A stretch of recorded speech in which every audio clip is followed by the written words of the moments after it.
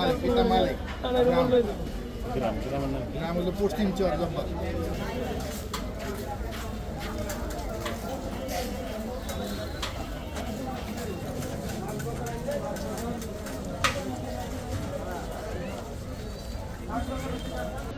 এই যে এখানে মারছে ভাগ করে দাও।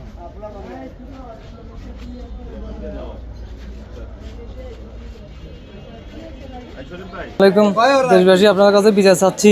আমি এখানে ওই যে সাভার, এটা কি রোড, বিরুরিয়া রোড, এখানে আসছি। আমরা দৃষ্টি গাড়ি চালাই, এখানে আসছি চাঁদা চাইছে আমার থেকে। আমি বলছি যে চাঁদা এখন বাংলাদেশে কোথাও নেই, আমরা তো দৃষ্টি গাড়ি চালাই। এর কইছি এর কথা কইছি, হয় আমার মাথা ভাড়া একটা বাড়া দিচ্ছে। দেখেন এই শুধু একটা কইছি যে বাংলাদেশে কোথাও চাঁদা নেই, এটা বলি একটা দিয়েই দৌড় দিচ্ছে। এখন কেউ কারো ধরতে যায় না, এখন এর মতন চলে গেছে। এখন আমি রাস্তা ফলো করেছি, কী করবো আর।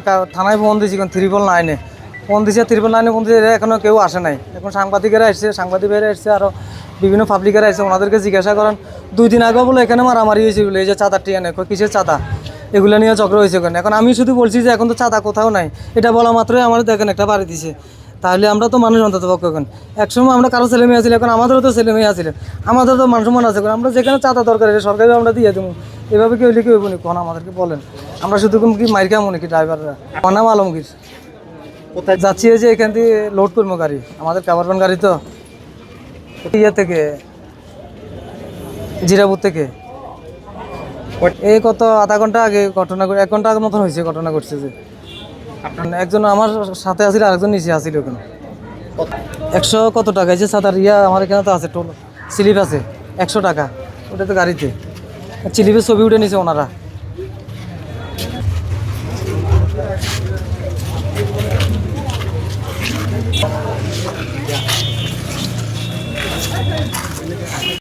যারা চাঁদা তুলতেছে তারা তো সামনে আসে না, যারা তুলে তারা মনে করো ছোট ছোট পোলাপান, এরা চাঁদা তুলে তুলে নিয়ে যাচ্ছে।